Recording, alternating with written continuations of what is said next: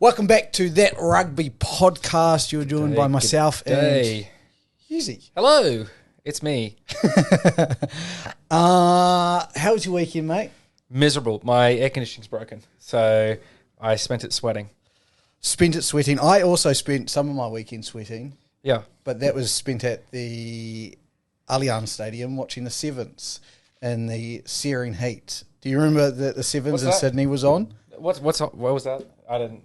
Is that like some sort of bowling? Rugby Sevens, as in and hosted by Australia, and yet. First I've heard of it. I don't know what it is. You've never heard of it? Never heard of it. Is that something people play? Is that like touch footy? I'm just going to remind you back to last week where I said there should be an asterisk on a championship that wasn't fairly won, and my point hasn't been more backed up ever in my life than going into a weekend and seeing your, not just the men, but your Golden Girls lose to Le Bleu. Both of them knocked out by the French. It was, I don't want to say it was satisfying, but it was. I also must say I had a fair bit of money on the Australian woman to beat the French and a couple of things to happen. And I'm happy I lost all my money to see you guys get knocked out by the French. Gambling is a sin, so I'm happy you lost your money as well, and hopefully you'll reform your sinful ways from there. But look, I mean, it sounds like some sort of, low-level local competition, so I guess if you want to be happy about winning that, go for it. Okay. So basically, I don't know. It's the first time hearing of it. New Zealand kind of competition. New Zealand took out both the men and the women's comp in Sydney. I watched in attendance as we won our quarterfinals and saw both of the Australian teams get bundled out by France. Does it back up my point of an asterisk deserving for the men from last year's tournament? Yes. Can we now potentially discuss an asterisk for the women?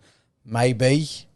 Because your Golden Girls were quite embarrassing, and to be honest. And just to be fair, they were dominant the whole week until they ran into a decent French team. But I enjoyed it.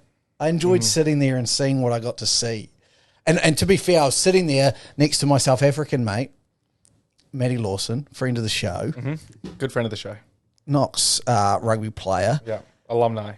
He was sitting there. He was sitting there as a South African and absolutely giving it to me after we lost to them in the pool stages. Yeah. Absolutely loving life. I don't think I've enjoyed watching a final more than seeing us pump South Africa by 38. It actually gave me more pleasure to watch that final, 38-0, than actually seeing your girls get knocked out. Because I'm glad to hear that you're not totally driven by spite. No, I'm heavily driven by spite. Yeah. I put a lot of money on the New Zealand men then to win, just out of spite that even if they didn't win, I just wanted more spite. I wanted to add to the spite that I could already. I will never be spited out, if you know what I mean. Yeah, I'm always there and willing to spite someone, especially a South African or an Aussie rugby fan. We should get sponsored by Sprite, because then you could have Sprite Spite. Sprite Spite. I would. Maybe one day, maybe we will, but for now, I don't think Sprite Spite, the flavour by Bowden. But yes, it's now a very hotly contested Sevens competitions that the two New Zealand teams are leading as they have, I think it's a 4-week break until Las Vegas. I do want to discuss, and what I would also like to get your opinion. It was a fantastic day at Allianz. Allianz, a great stadium for it. Small enough that you can actually get a vibe. You can, when you're sitting down in the front rows, you can hear the contact, which is awesome, compared to Westpac Stadium, where I've watched many a Sevens. But you also get that, that round, you can walk around. It's very cool. Yeah. A 3-day tournament, like I said, I remember we discussed in quite an earlier podcast how Sevens were trying to revolutionise it. 3-day tournament was too long, and I get it. There was some wasted games. I watched Spain versus Brazil women rugby, and it actually hurt my soul a little bit just to see the level of rugby. And it's not an attack at those players. Obviously, to be in the Spanish Sevens women's team is a great achievement, but it's probably not your first ever choice as a career. And then to watch that game, it was a waste of time, realistically. And again, there was a couple of men's games where I'm like, this is a waste of time. So I understand what they're doing, because it should have been a 2-day event, a Friday, Saturday that, accumulation of the pool games and everything. So Friday you have the pool games, Saturday you go out, because I couldn't think of anything worse than going back on a Sunday, having a few more beers than I already had on a Saturday, and then trying to work on the Monday. 100%. That's exactly right. I think more than the number of days of competition. It's the day the final day is on. Exactly. Like Sunday is not a good day to have a final thing on unless it is something that you can get a holiday for afterwards, or you can reasonably get time off work. You know, Super Bowl Sunday is a thing because everyone knows no one's going to be working the next day. Like the Monday after the Super Bowl, nothing happens there. Yeah. Right.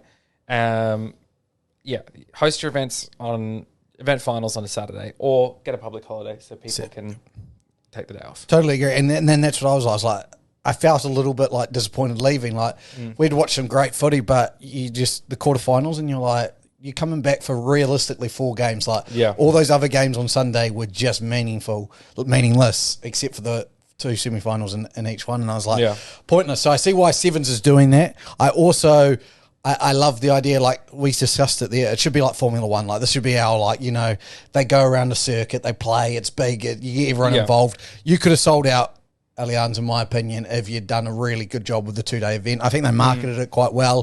What I would love to see is a event in Fiji, because the Fijian fans were incredible. Like, I just couldn't. I could imagine, like, you know, one off. Like every 4 or 5 years you do that. Like, it's like the Formula One. They rotate some circuits. Some circuits, like some circuits are permanent. Some circuits come and go, right? So I reckon you have like your crux, your crux of events, and you're like, yep, we're going to go here, we're going to go here, we're going to go here. Because I know New Zealand's been taken off the circuit, which again, and the women's team's a little bit disappointed because, like they said, the men's team was going for 21 years. The men's team had all 21. It's only been 2 years for the women's team, you know, to get it even off the ground, and now they're not going there. So just every so often, if it came to New Zealand, would be a great idea. And it's that spark, like, hey, we don't get this every single year. Like we're going to the Sevens type thing. Yeah. So I think there's definitely ways to improve it, but it was a thoroughly enjoyable event. I think, the path that Sevens is on is a really good path. Well, look, it sounds like you had a wonderful time at a really good grassroots, low-level rugby competition, and I'm very happy that you had a nice time. I'm just saying that Charlotte Catholic is now in the grassroots low-level competition. That's what you've just said. I don't... Yeah, stunned. Yeah, there you go. Yeah, twist I don't know what yourself. You're talking about. I don't know any of these players or anything you're talking about. Alrighty. But the thing is, right, the only thing that matters this year is the World Cup. I hope you know that. No one's going to remember the Sevens from this year. No one's going to remember the Rugby Championship from this year. No one's even going to remember the Bledisloe this year, except if you guys want to get in rub it in our face. Or actually, people will remember the Bledisloe this year because either you'll win and rub it in our face, or we'll win and it'll be history. But other than that, no one's remembering anything except for the World Cup. But I see. This is where I disagree. But I agree. I agree to disagree. Okay. So I agree. You're right. But say New Zealand wins the Rugby World Cup, then it'll come back. We're going to add all the cherries we can. It's like at top of the pie. Like, everything that everyone does this year will only be remembered if they win the World Cup. So like if whoever wins Six Nations, no one's going to remember that unless they win the World Cup. Yeah. Right. Whoever wins the Rugby Championship, no one's going to remember that unless they win the World Cup. Right. And it's the same with the Sevens. So it will count for someone, but only whoever wins the World Cup. Yep. So yeah, agree totally. Like especially if you look at the Six Nations perspective, it's like great, you won the Six Nations, but did you win the World Cup? No. Yeah. Okay. Well, what that like does it? England, you won the Six Nations, you fired Eddie Jones, but you lost in the semi-finals in the World Cup. Why'd you do that? You know, blew your load too early. It is correct. So it's someone's over, which is what's going to happen, by the way. Dipping their cherries, or you know, getting extra cherries. They're putting their eggs in their baskets, and they're waiting to see if they hatch. Exactly, and that's what New Zealand's going to be doing. You'll be hatching. Well, hopefully we hatch when we win the Rugby World Cup. Tackle height in England now. Oh yeah, big one. It's obviously it's even blowing up even further than what we had talked about last week. Now, the reason it's blowing up, there's 2 things that have come from it. The English Rugby Union has apologised. They've come out and apologised and said, like, sorry for kind of bringing this up and upon you, but they haven't taken it away yet, so it's still there. It's still. So what's the apology for? That doesn't make any sense. Like, why would you bother apologising? I think it was more like the way they've gone about it. They've apologised for. Then the second one is World Rugby looking into taking it from the shoulder to the nipple or around there, so lowering the height for elite sport. Now, I had to go into a bit more depth about this because I was, we sat there and discussed it yesterday. I was like, surely they've got obviously stats, and World Rugby believe they've got stats to show that lowering the tackle height lowers concussion rates. Yeah. I did read one study, and I wish I could quote the study, but I've already forgotten the name of the study I read, where it said they took a study of 2 teams where one competition had It was like a not midweek, but like it wasn't a Champions Cup, but it was something like that, where it was a separate competition to what they regularly play, and in that competition they lowered tackle height to under the waist. Yeah. There was no correlation of concussions dropping. Yeah. It was more, the issue was around the speed of the contact. It was all about the tackle still, but the speed of the contact, everything like that. So they couldn't see any correlation. My assumption is the studies that the World Rugby are doing and have got, there is a correlation. There's enough of a correlation to go, this is worth looking into. I'm still unsure. I'm still so on the fence about it all. The shoulder, lowering it from shoulder height to nipple height, that one intrigues me a bit more than just below the waist only, because then you do get those hits around the midriff, and if you, it's a similar thing to if you're what we get now, where you hit someone sort of high and then you slide up and hit them in the face, right? Yeah. But what happens if you hit someone in the waist and you slide up and hit them in the chest? Reasonably, that's no huge risk of concussion because you're not hitting someone in the head. But if they change that to an illegal tackle, there's a potential for that to be a red card. For you hitting someone in the leg, sliding up, hitting him in the stomach and getting red carded for that. So that I'm not a fan of. But if you lower it to... That's an interesting point that you make. Like, where does the jurisdiction lie of a dangerous tackle when the tackle height is the waist? Like, if you hit someone in the belly button, is that just a penalty offence? Because we've always learnt, like, pretty much now, anything contact with the head, it's a yellow card offence at least. Like, so I go, well, does that mean anything above the waist is now a yellow card, or is it just penalty worthy? I mean, I wonder if they paint the body like, belly to nipple height is just a penalty. Nipples up is yellow. Like, they're going to paint like a picture of a man. Like, it's like penalty here, so like orange. Yeah. Yellow from nipple up to head height, and the head height is red. Who knows? But I like that, because then with nipple height, if you do go above that, you're more likely to hit someone in the head, to keep sliding, knock someone in the jaw or something. And so I can see more reasonableness for that. I mean, tackling between nipple and shoulder height is a risky proposition anyway. So I wouldn't be too upset about that. Yeah, and I think that's a good middle path to trod. And I think there are perhaps, technology is never always going to be the saving grace, but there definitely needs to be looked into, like NFL in the preseason, they had these massive bulky helmets just during the preseason, but they lowered the amount of concussions in training. And rugby, a lot of players wear headgear already. Maybe more advanced headgear needs to be looked into, and everyone needs to wear headgear, which I know not all players would be happy about, especially those with long flowing locks and things like that. But it's that or concussions. I think that's probably more of a direction to go in. Yeah, that's again an interesting point I haven't really thought too much about. But technology, eventually they'll find a point, like you see those ones in the NFL with the neck, the Tony Pollards and the stuff. That's exactly what I was going to say. Yeah. As well, so like you'll see something like that come up in the rugby world. That'll help, and it'll be a choice thing. And I think we'll eventually find the ground where it's like, because you've got to think about it this way as well. And the way I see this concussion battle, we're in the point now where we've learnt so much about the concussions that anyone who steps on a rugby field is now making, like, if you think you're a kid playing it, your parents are putting you into it, any kid 18 now is making a decision with the knowledge, knowing that what concussions can do. Yeah. Guys 20, 30 years ago weren't doing that. And so they're the ones who are upset. They're the ones who are going at World Rugby, taking this lawsuit to them. And I get it. I'm not taking away from that. They had no idea. Yeah. And World Rugby's job should have been to look after them, and they didn't. And so now I look at it and I go, but any 18-year-old now who's running onto a rugby field, if they don't understand it, the effect that a concussion can have. Like myself, I understand it. I'm going to be running out there as much as I can, to as long as I can, with the understanding that head knocks are a part of the game. As long as it's not done purposely to me, if it's like an accident, it's gonna happen, and it could affect me. 60, 70, 80 when I'm at those ages, because of what I've chosen to do. But it's my choice as well.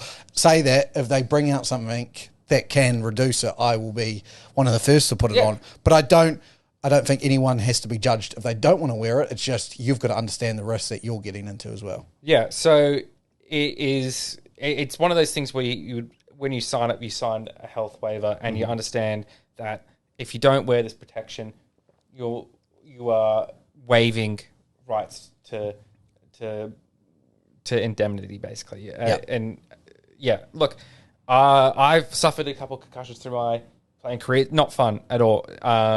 My most memorable one, fun enough, is the one I don't really remember, where I was doing it was schoolboy rugby.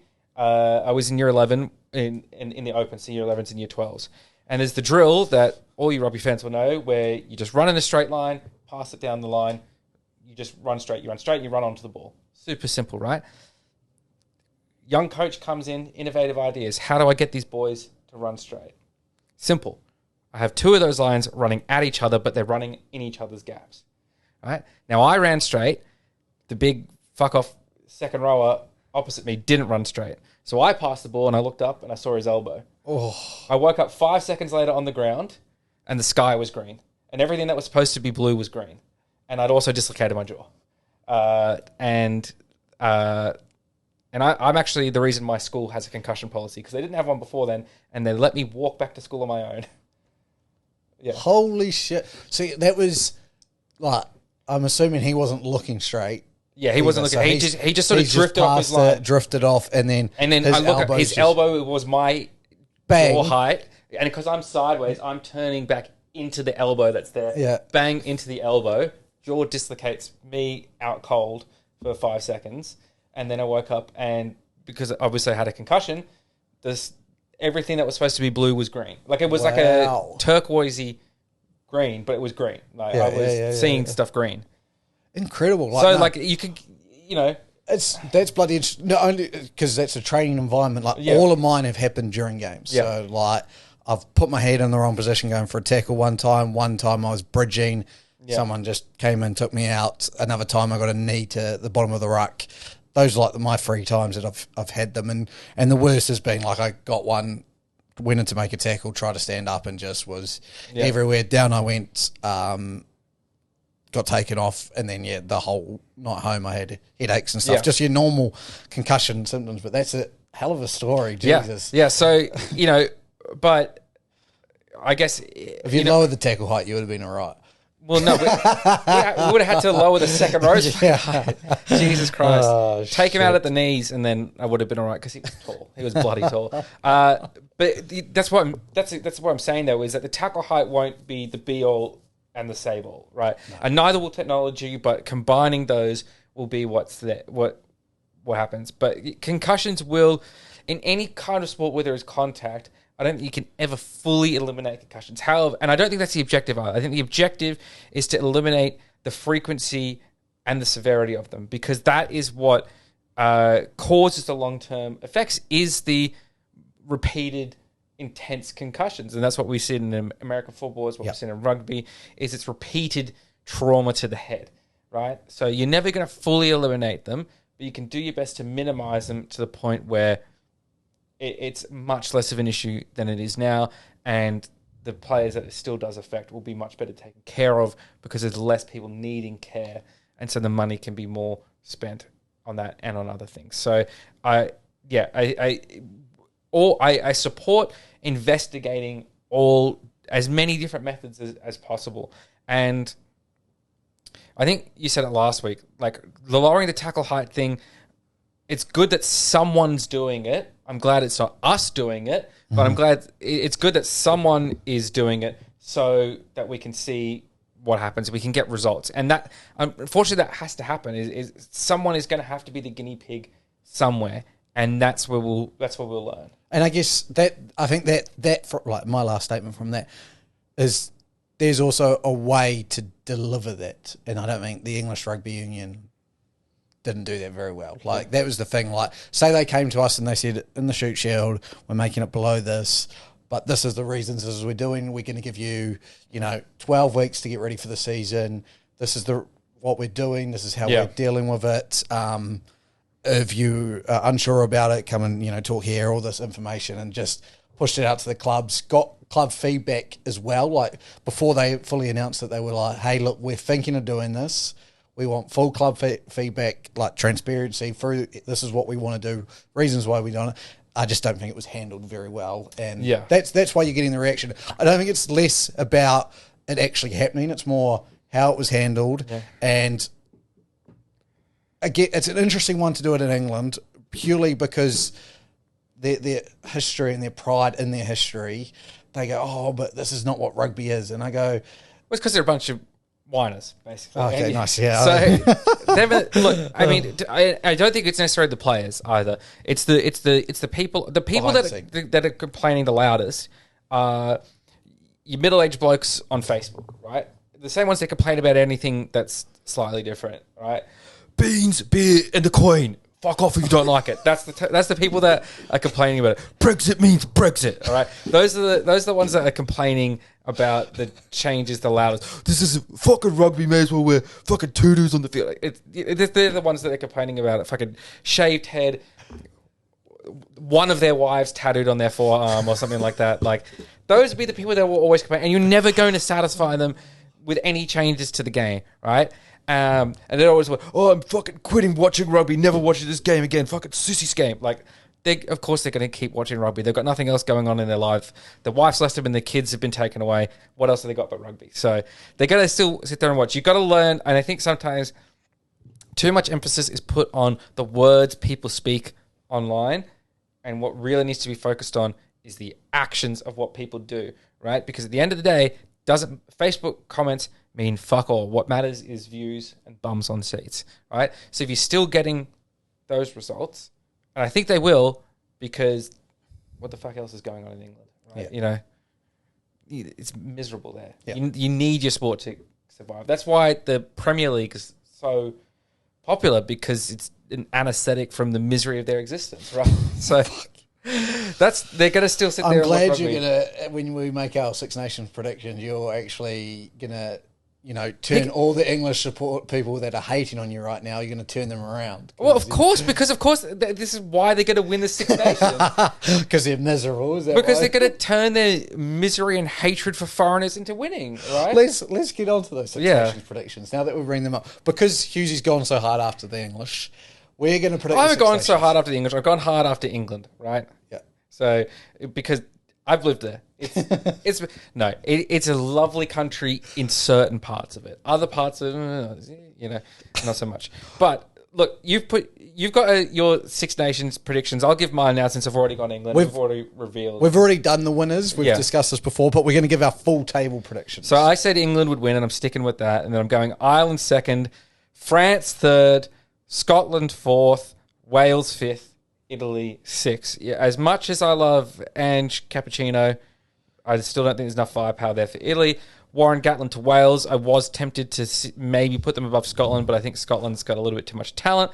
France in third, because I think they are still a good team, but I think Ireland is better. And while I don't think England is a better team than France or Ireland, I think that for the Six Nations, the freshness of the new coach, as well as I think Ireland and France being a little bit strategic and realising that the Six Nations doesn't matter as much this year, whereas the pressure is on England to get some good results early under the new coach, will mean England takes it, as well as just the sheer misery of living in England will drive the players to have just furious amounts of contact, to feel any other emotion apart from despair. So that's why I think they will welcome the pain of physical rugby.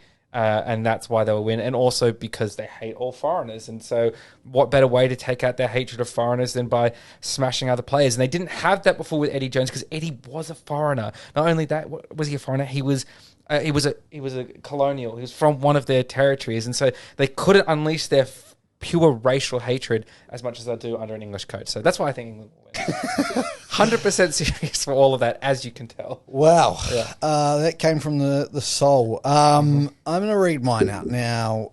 I'm not happy about it. Mm-hmm. I'm so unsure about the Six Nations, because as we've said, no one cares about this year's Six Nations or Rugby Championship, because unless you win the World Cup and the Six Nations, it doesn't really matter. But I've got Ireland to win it. We already knew that. Why? Ireland play England and France at home. They're not going to lose at home to those two teams. I think Farrell's going to get them up. Everyone's going to start talking about how they're peaking too early before the World Cup. But I think they win it. I've gone England second. This is my controversial one because I don't think they're even I don't even think they're the third best team. I think they're fourth best team overall. But Hughey's managed to sway me a little bit that Borthwick's going to get something out of them that they didn't quite have. And I think he's going to finish second. I believe they play France at home as well. So they're going to lose to Ireland, play France at home, win it, beat France. They want revenge over Scotland, so they'll beat Scotland. But I've got Scotland as third. Okay, everyone's now going, where the fuck is France, Luke? France, 10-match winning streak, undefeated last year. Best team or second best team in the world, but some would say they're the best team in the world. I've got them fourth. Now, the reason I have them fourth is I think, there's two things. They're not going to take the Six Nations that seriously because they've got their eye on the prize. Yeah. So if they don't do that, then they finish fourth. B, of them finishing fourth, is they capitulate because I don't believe they're as good as everyone says they are. So I think they capitulate, they fall apart, they finish fourth, they lose to fucking Italy in a game, which is Italy's only win. Wow, that's a very bold prediction. Yep. And you know what starts happening? Every single time before a World Cup, something goes amiss in the French team. They fire their coach. It just starts to already go off the rails in France, and I think that's going to start in the Six Nations. I agree with you with Wales. I think Gatland gets a better performance out of there. I think there's a lot of close performances. I don't think they go any higher than fifth. Italy finished last as well. A lot of people were saying this is Italy's time to finish fifth or third. We could be very wrong about the Italy coming last because we've seen the talent as well, and we know it. Hughey's experienced a loss firsthand, So they could definitely do it. I just think coming into a World Cup year, it's with everyone else dealing with what they're dealing with, like the English coach back, Gatland back. It's just a lot going on. That's the thing for me. Was Gatland back? Was it a better coach for Wales? Yeah, a bit of a resurgence. I still think the Welsh roster is vulnerable, so it wouldn't surprise me to see those two swapped on our list. But see, I think Italy beat France. I think Wales beat Italy and get a bonus point there, and those are the only two wins those two teams get. France beat Wales and beat, I'm going to go Scotland or maybe even England. Then Scotland beat Wales, Italy, England and France. That's where it gets points. And then Ireland don't lose. Ireland get a Grand Slam. Do you reckon England get a Grand Slam? No, I think England... Drop a game? I think England lose to Scotland. Oh, really? Yeah. Again, what's that? Whatever cup they go for, the Gallagher Cup? Yeah, I feel like the Scottish got their number. Fair enough. The last and they won't take. I think they'll not be fully switched on for that game. I think France even with losing last. Oh, you reckon they'll focus on those two games more? Okay, I get it. The last thing, we had our first Super Rugby taste with a trial last week. It doesn't look good for my prediction already. Your prediction looks good though. However, this did happen last year as well. The Dura beat the Rebels last year in pre-season. They've done it again. This time though, 24-0. Now the big point here is the nil, because Fiji and Dura obviously play probably the most unstructured rugby since the Fijian Sevens team. Yeah. And to hold a team to nil is pretty heavy. Now, I saw the Melbourne Rebels lineup. It wasn't fantastic, but there was enough first teamers to put some points on the board. So I imagine they'll be very disappointed with that performance. However, they started off slow last year. I still believe in the Melbourne Rebels this year. I still like what they're offering, but an impressive, I guess, start to the season, pre-season for the Dura. Yeah. There are games this week. We've got a slew of games, I believe. I know the Waratahs kick off their pre-season campaign. I feel like it's against the Brumbies. It is, yes, against the Brumbies. And we've gotten a nice little... They posted a nice little team list here, and they've already told us who's going to be playing first half, who's going to be playing second half. What I'm very excited about is the fullback for the first half, Maxi Jorgensen, who I predicted there. But it's a strong. It's basically their bench really for the first half, except for one or two positions. But Tatera Faulkner, Mahi Vailanu, Archer Holtz, Ned Hannigan, Taleni Sue, And the back row is interesting. Lockie Swinton, Charlie Gamble, Will Harris. Right, that's a very strong back row for a trial game. Very strong. Harrison Goddard at 9. And I believe I had him as my backup. You did, yep. Yep. Ben Donaldson at 10.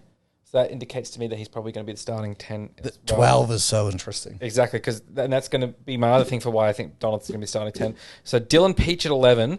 Tane Edmed at 12. Very interesting. Harry Wilson at 13. Namani Nadolo at 14. And Max Jorgensen at 15.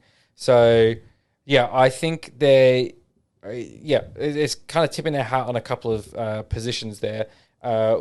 Second half is standards. It's very much a development squad. Well, except there's Langi Gleeson there, Tolu Latu. and Tolu Latu, who are the main ones that are sort of standing out to me. Is it not Harry? Teddy Wilson. Teddy Wilson at 9. Teddy Wilson at 9. Harry Wilson at 11. Yeah, those two have been about. Western Force also played Queensland Reds in their first 2 trials, and next week the the New Zealand teams kick off their pre-season fixtures. So we'll keep you up to date with that as we get a bit closer to Super Rugby. We'll do a bit more Super Rugby chat, get our predictions out very soon for the standings and who we think will take it all, even though we've already said that.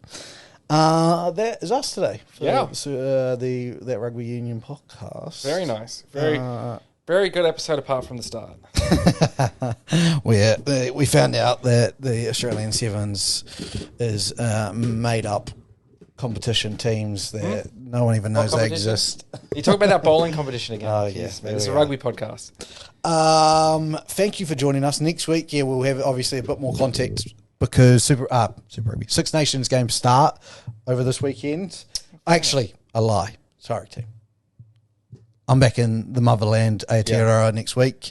I won't be available, so we will not be doing a podcast next week, but the one after. So make sure you stay tuned for that. Videos coming out every weekend on our YouTube, and every Tuesday we have our post-podcast chat where we discuss some topics. So make sure you stay tuned for those as well. For now, thank you for joining us. We will see you next time. Goodbye. Peace.